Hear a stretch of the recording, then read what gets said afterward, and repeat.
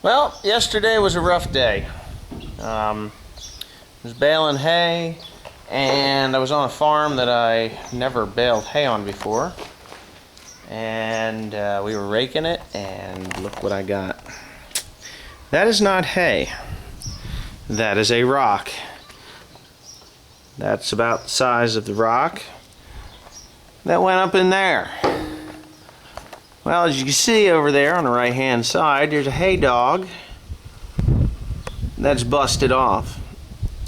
You can see the dents in there, the bent parts inside there as it hit that. It bent that. And if you look up the top there, well, you see at the bottom those little things that are sticking up that are in the middle of that plunger, they're coming through there. Well, at the top there's supposed to be a bunch of them too. Well, they are bent. They're bent big time, like big time bent. I'm gonna open this door up here if I can. Get my foot hooked in there.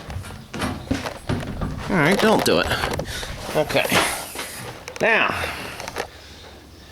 when that rock went in there, it managed to shear off the roller bearings that hold up the plunger.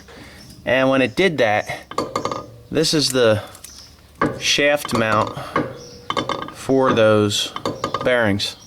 It broke the weld out of the back side of it. It's completely broke it out.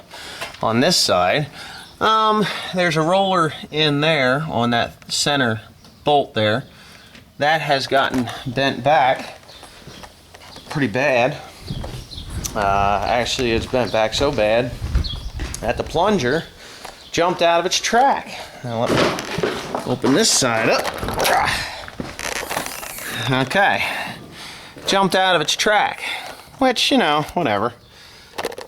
And in turn, it forced this one back into the inside of the plunger and broke out the welds on that mount, plus shearing off this thing here. Oh, the whole thing is loose. I mean, it's just dicked. That wouldn't have been too god-awful bad, except when it did that, it bent the main frame of the baler. This guy here.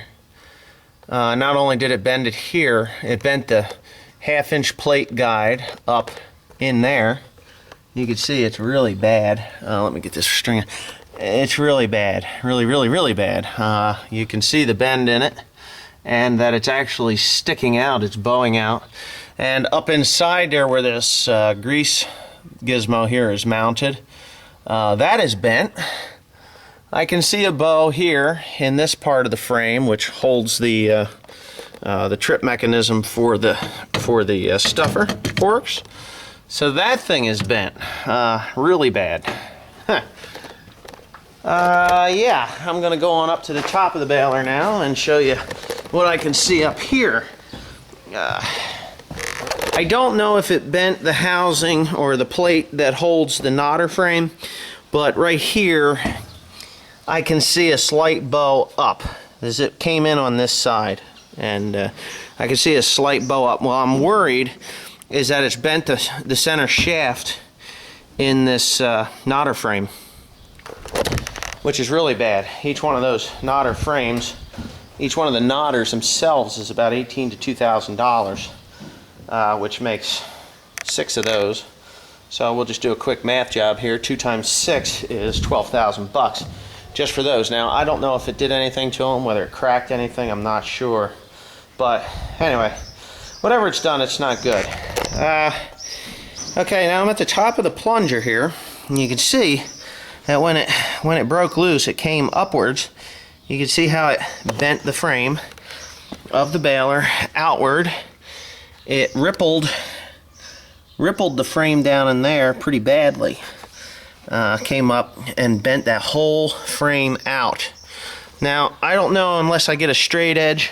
Something actually did come up here and scratch that, but I'm not sure whether it bent this out on the top side or not. But it looks to me like that shaft is awful close to the dirt that it ran around. So my bet is that that whole entire thing is really just pooched. So, anyways, we'll move on to the next part that's bent. You see that funky looking upside down smiley face? Well, that's supposed to be straight across. Now that gizmo here, pretty thick plate of steel, which would have caused this whole frame to bow inward when it came up, is what the knotter fans are attached to, and all the string tensioners are attached to this thing. Plus we've got these gizmos here, which are they keep this area here in the plunger clean, so when the needles come up through, there's no hay or obstructions in there. You can see down in the bottom there's one down there, which is in the right position, straight up and down. This one here is cocked backwards. Yeah, these here are just kind of bent and sent out to the sides. Yeah, I don't see any other real damage unless I pop these off of here. Oh, they're so tight. That thing jammed the knotter fan housing up onto those rivets there, so I don't even think there's a chance of me getting that out while I'm holding the camera. But you can see that this is just really, it's effed up. It's bad. It's really bad. What else is there? It didn't break any shear bolts, which really kind of surprised me. Oh yeah, and you can see here on the arm, see the space between that on the plunger arm? Well, they don't turn side to side, so something is either bent up in there or that bearing is now broken up in the end there. And over here you can see just a gigantic gap in that. Now I don't see that it actually hit the crankshaft. It only went around a couple of times because, well, I had it at a low idle when it actually let loose. So yeah, what I have here is a destroyed New Holland BB960A baler. And I mean destroyed because I know this plunger here is around $18,000 just for the plunger. And that's not including hardware, that's just the plunger. If I broke those bearings that are inside the plunger arms, they're the connecting rods for the plunger, they're going to be, who the hell even knows, maybe even the connecting rods are broken or cracked or, you know, just out of whack. But you can see also the spacing here between the frame. It's actually where it's supposed to be because there's a plate down there. You see that little shiny thing? It's within tolerance of where it's supposed to be. And when you come over here, you can see just this ginormous gap down in there. See that? There's a roller down there. I'm going to zoom in on it.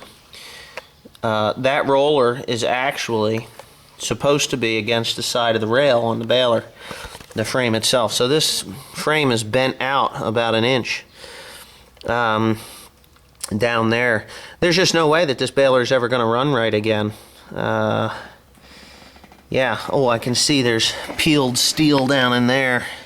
I don't even know what the hell that's from, but I can see like a big old flake of steel. So, I got trouble. I do have insurance. I've called the insurance company, obviously. I've called New Holland, and they are on it. You know, they've got a baler for me. It's in Maryland, which is really not that big of a deal, but I need a baler like yesterday now because I've got hay on the ground. I've got good hay going on the ground today. I'm going to see if I can put it into little bales because my big baler obviously is a big pile of scrap iron all over this damn thing. Fucking rock. Oh, excuse the French, but a rock. So, yeah. So the insurance company is going to come out and more than likely total this thing out because it'll take them a month to fix it well, they can't fix it. I talked to the dealer and they told me that they would have to completely strip everything off of this baler. Excuse me. The boxes, the knotters, if they're any good, all the electronics, of course my tank, everything, the wheels, hubs, everything, and put a new frame in there. All the electronics, everything that's in here would have to be completely stripped off this frame because of it being bent. And the New Holland dealer says, well, you might as well buy a brand new one because it'll cost more to do that in labor at $110 an hour or more for, yeah, it'll cost more in labor to tear this thing completely down and put it all back together again on a new frame than it would be to actually just replace the baler. So yeah, I got myself a little bit of a problem. Yeah, big time problem. But I called Heston. Not that I'm, you know, abandoning New Holland on this one, but I called Heston too for a 4x4 baler because it's a higher capacity baler. More wear life to them. They'll go to 60,000 bales without any problems. And by the way, this baler only has 27,719 bales on it. So that that's not even half wore out. These are supposed to be 60,000 bale balers, and I've seen plenty of them at 35, 40,000 bales, still for sale at the $40,000 range. So it's really kind of an odd failure because of that. Well, it's not an odd failure. I got a rock in there. So anyways, hopefully the insurance company will pay me out and I can just get this new one. But $122,000 for a Heston 4x4, $113,000 for a 3x4 Heston tandem axle, just like this one. No grease gun apparently. That's what they claim. I like the automatic grease gun. Got a hold of Case dealer. Case is $97,000, which is better, which is identical to the New Holland. It's the same damn thing, just they want more for it. And I have a, let's see here, I have a New Holland from Messick's on order for $88,440 delivered, set up and delivered. So that's what I'm going to be doing, but I have the insurance to deal with. Now at the end of this month, which just so happens to be tomorrow, Thursday, the programs all change over and the cash buyout will no longer apply. Then it will be $100,000. So we will see what happens.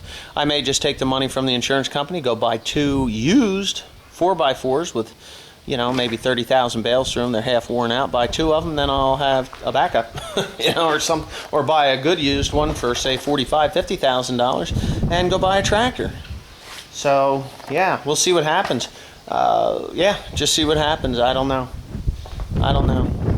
Life sucks sometimes. You just gotta suck it up and move on. Thanks for watching.